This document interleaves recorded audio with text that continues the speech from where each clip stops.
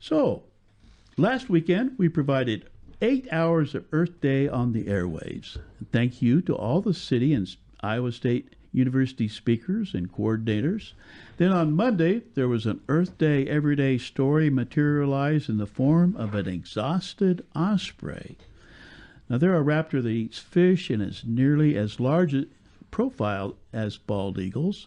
Here's Marla Mertz, who coordinated an osprey release site at Red Rock Reservoir in 2006.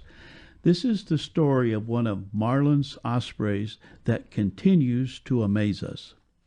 Well, here this morning with Marla Mertz, naturalist and outdoor birder extraordinaire from the Marion County, Lake Red Rock area, and now is retired. But we had our paths come together in many different circumstances with wildlife rehabilitation and then with an osprey project in the early 2000s. Let's pick up there with a bird that you were stewarding or assisting, or it was brought here from Minnesota as a 42-day-old hatchling bird. Couldn't fly yet. It could tear apart fish on its own. So you took on the role of providing fish like the parents had in such a way that it didn't imprint on you. But you released an osprey in 2006 that now has quite a story that I'd like for you to share. Welcome to Local Talk. Well, it's been something that has been a great opportunity in my world. We were able to release Osprey back in 2005 and 2006, 7, and 8 on through 2011 to try and reintroduce Osprey back to the state of Iowa. We had a bird in 2006 that was really dominant female, and she kind of took over all the other ones, the other 3 that were with her, kind of dominated over them. She was photographed a lot, and she just had strengths that we hadn't seen in certain birds that showed up very early.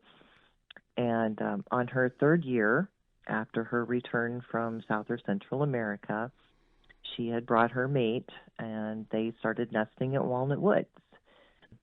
And for about 12 years, she had at least 3 babies that would fledge each year. Well, that's a special bird right there. Average maybe like 1.7, so 3 young each year at a cell tower. And I might mention that they put the sticks right in the center of the platform, and it doesn't diminish the signals at all. The cell phone tower can keep functioning with a nesting pair of ospreys. Yes, it most certainly can, and should bring that up because that's very important for people to understand as the osprey populations are growing. Because they're like the fish hawk or the fish eagle that we're referring to. They're black and white, wingspan about the same as a bald eagle, but only weigh 3 or 4 pounds, so they're very lanky. The wings are very lean, whereas a bald eagle might be 10 or 11, 12 pounds. But that morphology allows them to grab a fish on the top of the water, and the fish may weigh half as much as the ospreys, and yet they can extract that fish from the water. You mentioned being perfect fishermen. They kind of set the bar as far as they see a fish and they just go get it. But they don't swim around underwater to get the fish. It's usually close to the surface, and their talons are like fish hooks that once they grasp them, they don't let loose. And then they've got a fish, and then that's what they take back to their young. And yes, they are primarily fish-eating, water-loving, waterborne feeders. You know, their talons are so specific and so curled like fish hooks, and they have these special little spicules on their feet to hold those fish and be able to helicopter back out of the water. No doubt had a lot of programs around releasing these birds that were brought here from Minnesota or Wisconsin at 42 days. You probably were around a lot of kids when you were doing this in the July era of 2005, 6, and yes. 7. What was that like It was a great opportunity for programming and education to learn about water quality, to learn about these birds, their specific adaptations, and just how different they are from all our other raptors here, and how they get along with the eagle populations. And there were a lot of fundraisers to bring in to help with the facilities and to offer people to place those birds and have an opportunity to be able to identify personally with them, but they weren't around people to imprint on. But the education was just phenomenal, and it brought another world to us. So. And that release bird now, yesterday was a big day for, been describing Y8. And bring us up to speed. What happened yesterday? Well, Y8 had been watched very closely by volunteers and photographers, and she was just very unique. And it was a place that was kind of accessible for viewing for her nesting. And I know I followed her for about 10 years, maybe 12. I'm trying to get back into some of my research and notes and stuff that I had on her, but I couldn't find her after the 12th year, and so I assumed she just wasn't able to make it back from South America, because you could pretty much time her return and what she was going to do and when she was going to lay eggs and when they were going to fledge. I mean, it was almost an annual, we know what's going to happen with her, and kind of follow the things that are occurring in her environment. But anyway, we lost track of her. You think about her all the time, even though she's gone, but you have such a connection with those birds that really are making a difference. And all of the other birds make a difference too, but when you can actually view them and watch them and let them tell you their story, you have a more connection. So I kind of thought she was gone. She was actually, an osprey was located yesterday on Army Post Road near Walnut Woods by Purple Martin Lake. And that's where the nesting areas are for this Y8 Osprey. And she was banded, and they picked her up, sent in the band information. Band information came back to being banded at Lake Red Rock in 2006. I got a hold of pictures of her actual alphanumeric band, which not only does she have a federal bracelet, but she has an Iowa release bracelet.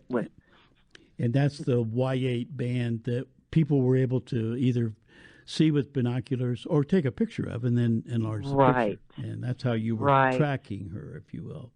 Yeah. Right. We could kind of follow her by being able to view that and knowing her characteristics and behavior. And so 19, my heart just dropped. Yeah, 19 years. How does that make you feel? My goodness. Yeah, 19 years. Their average lifespan is, anywhere from 10 to 12 years. Migration takes its toll on many of the birds. That's crossing the Gulf of Mexico, or it's just so amazing, the magic that they can go from freshwater to saltwater and live somewhere else, and then they come back here to nest. And that bird was Y8, 19 years old, and she is now with Kay Newman at Saving Our Avian Resources. She's a raptor rehabilitator, researcher, and educator, and she's the one where our eagles go to, and hawks and owls, and she is a master at her work. Particularly ospreys. It's not every wildlife rehabilitator that has not only the facilities but the ability to care for ospreys, particularly somewhat challenging in that regard. Osprey are challenging, but I will say Iowa Bird Rehabilitation in Des Moines and volunteers picked her up, and knowing what to do and what needed to be done and share the excitement with me has just been awesome. And I know Iowa Bird Rehabilitation gets about 3,000 songbirds and waterfowl a year. And so they're very integral to the Des Moines area as educators and rehabilitators. So they're such a family of people that watch out for the things that we depend on in our world, you know. And Marla Mertz, we met in about 1985, and you were a part of the early Iowa wildlife rehabilitators that more or less established this ability to know the proper policies and conduct to get a bird, how to care for it, and how to transport it to work and receive the care it did. You were very integral in that transport, that critical link from Marion County or anywhere in central Iowa to a wildlife rehabilitation facility. So you have seen this right from the start. So in other words, the things that were important to you in 1985 were implemented for the benefit of this bird in 2025. Yes. Yeah. And, you know, it's amazing. These birds were healthy. They had good care, and they weren't injured, needing a second chance. But the chances for them was so different, you know, than a second chance for an injured bird. The responsibility is heightened. You know, it's all important. They're all important, and that's why we want to give birds a second chance. But to be responsible for healthy birds that are so different and new to our world, especially here in Iowa, it was a great challenge. And as I say, it takes a village for all this to work and keep the habitat and things that we need for these birds. We used to have them. They're our heritage, but it's also diversity that we need and critical for our water quality, to know what we're doing since they're strictly fish eaters. Yeah, there are clean water at best. We're going to run out of time, but I do want to kind of wheel back to Y8 and mention that it had its origin with Lake Red Rock, came to Polk County in about 2009, I think is when it started, nesting on a cell phone tower near Walnut Wood, southwest Des Moines in Polk County. And during those 12 years that you followed the bird, it had 3 young. I might mention, I think it was the first one in Polk County, and there's over 10 nesting pairs in Polk County now. And she probably has some genetics in the recovery of nesting ospreys in central Iowa. And now here she is as a 4-bird, or the bird, a keystone bird, and a very important bird. But she's going to have a rehabilitation. What do you suppose? Is there going to be an opportunity to see her fly once again in central Iowa? Well, we sure hope so. Again, we have to take in the understanding that she has lived quite a long life for her, for the osprey. But she has a good chance, and where she's at, she has the best chance. So that's our hope. She's got good weight. She's healthy. Kay Newman with SOAR found nothing broken. Along with Iowa Bird Rehabilitation and Kay Newman and all the people who specialize in what to do and how to care and how to go about and understand, gives her all the opportunities in the world. We just hope that she does well. We'll follow this story. Marla Mertz, thank you so much for all you do for conservation and all you have done for Iowa wildlife rehabilitation. And yes, kudos to saving our avian resources with Kay Newman's facility near Dedham, Iowa, south of Carroll. It's quite a story, very uplifting for Earth Day, don't you think? I think so. It couldn't be a better Earth Day for me anyway. Let's leave on that quote, young lady. Okay.